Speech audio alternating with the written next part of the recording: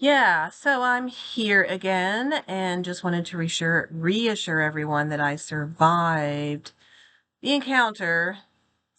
Better than I thought I would just because it was a big enough group, not a big group, but a big enough group that I didn't have to have a lot of direct interaction with my mom, so that was really good. And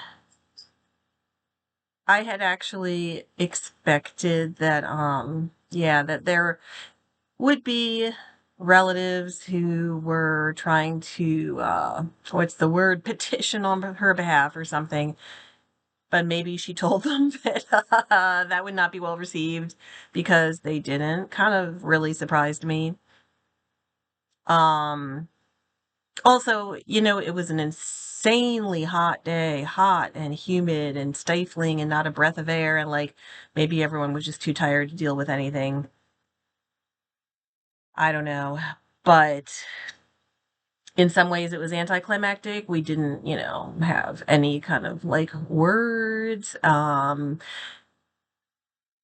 And yeah, our brief interaction was just sort of, superficial. So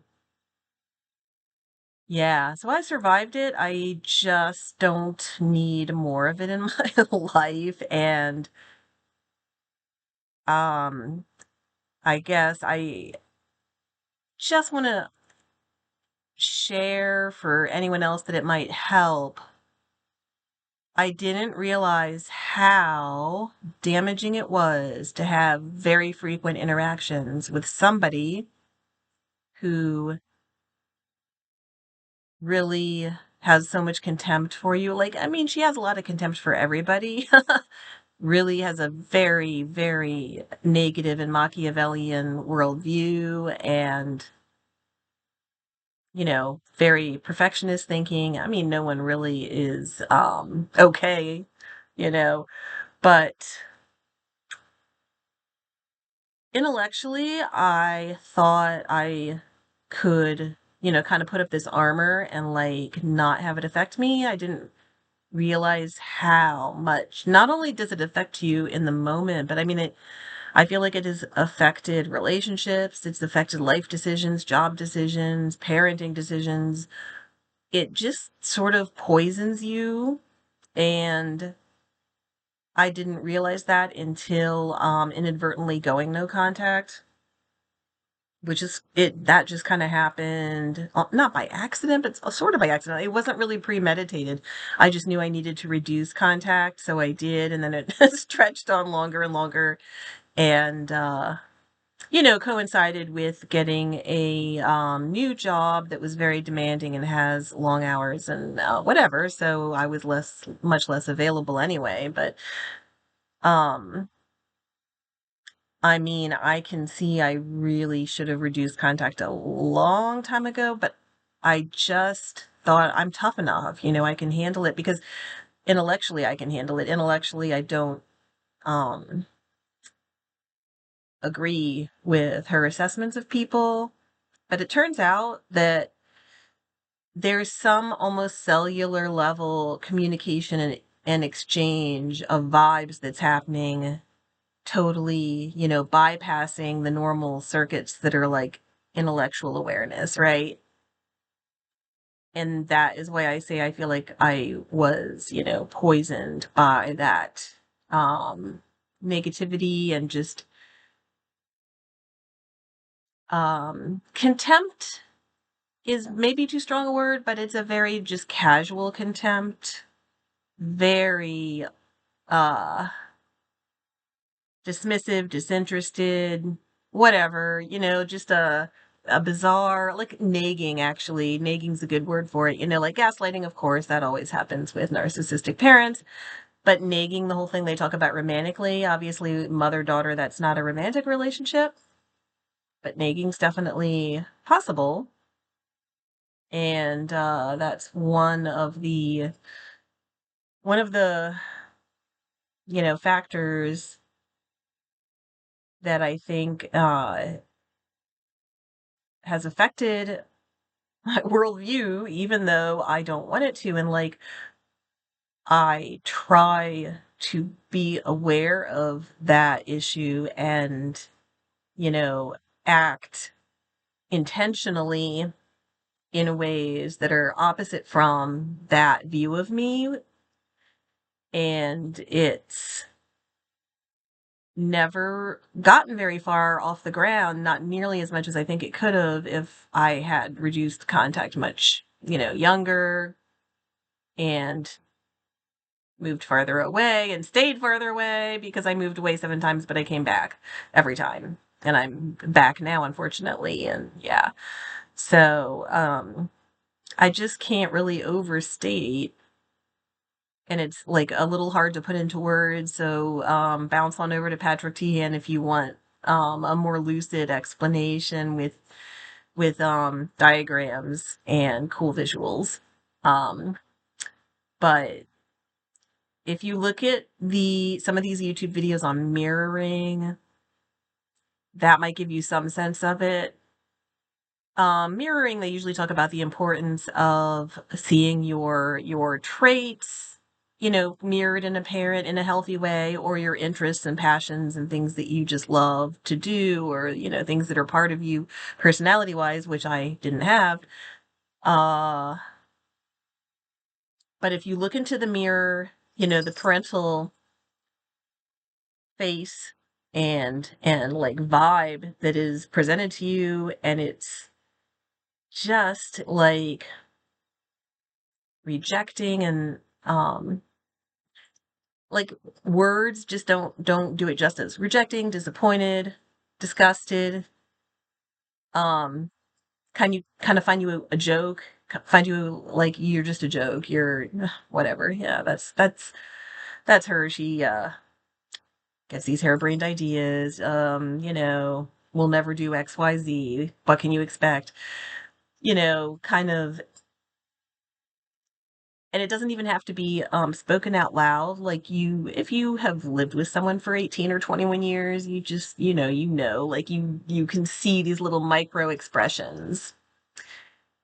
And I mean, the first time I've had any sense of peace in my life really was the past 6 or 7 months of being almost no contact. It's been life altering. Like, I have had mystery GI issues get 1,000 times better, and, headaches, migraines, allergies, like the whole cavalcade of immune system issues, and what do they call it? When everything's inflamed, whole body inflammation, whatever, just all that stuff that there's a laundry list of stuff you can get. And it can have, physical causes, but of course there's always like a mind body connection and a feedback loop. Um, yeah, I never would have imagined that someone whose like lifestyle and values I reject so thoroughly, and they're so at odds with my own, and I parented my own child completely different, pretty much 180 from how I was parented. I just never would have imagined that could having this sort of superficial, occasional, yeah, fairly frequent, but not like fight type interactions, not overt, like anything that any other observer would probably think that there's anything happening, or anything abusive, or anything over the top negative taking place. But that doesn't matter if really kind of in their soul, the parent rejects you and kind of thinks of you as like a bug they'd be happy to step on. That you're really just there serving a purpose, sometimes, other times not. And then, you know, um, yeah, that basically your value is so, it's all conditional, there are phases of life when you might be needed, and other times you're just disposable, and it just shines through. It's really, really disturbing. It's a bit like maybe being parented by a robot or something, and not a nice one. Not a Mary Poppins kind. Um, yeah, so it's like I just don't want anyone else to go through that mind fuck unnecessarily, or have it infect your view of yourself the way it did me, and infect your relationships and your partner choices, job choices, whatever. And you don't think it is, like, it doesn't, I don't know, it's just so subtle. It doesn't seem like a thing. It doesn't seem like that big a deal. And everyone else seems to be dealing with difficult people, like, oh, well, my mother-in-law, dad, older sister, brother, everyone knows someone difficult that they're like, well, but when I get through it, we manage the holidays, I just grit my teeth and bear it. I don't give a fuck. That's your life. That's your choice. And if it works for you, awesome. And it doesn't work for me. So I can't. I mean, I can't. I'm, not young, and I've already wasted too much time. So maybe that'll help someone else. I'll probably, post again if there's any bigger confrontation or something. Be interesting to see how it plays out. Anything is possible. I've stuff that I won't even go into it now because I'm wrapping up, but stuff that has happened has been so kind of like telenovela, crazy, over the top. It's almost unbelievable. So anything could happen. But for today, I'm good, and I'm just happy I got through it. And I got my teen aged self record collection back, and a few journals, my childhood journals that I thought were there, I couldn't find. So either they got tossed, or maybe I got them a while ago and forgot I did. I don't know. That's kind of annoying because that is actually one of the big things I wanted to get. And I'm working on writing some memoirs, and even if they don't end up, feeding into that, it just is, obviously a great resource to have. And yeah, and I mean, I haven't looked at them in years. Like, I could picture these spiral notebooks because it was from, like, late 70s, early 80s, with these animals with big heads and big eyes, right? And whatever, kind of in that strawberry shortcake type of type shape, whatever. Yeah, and then so I can picture the covers of some of these spiral notebooks and my handwriting in them when it was like fat cursive letters. And uh I don't know where the heck they got to, because I like hadn't been over there in a long time. Hopefully they're going to turn up somehow somewhere. But regardless, anyhow, that's all. I hope you guys are all doing great with your own family issues. Be strong.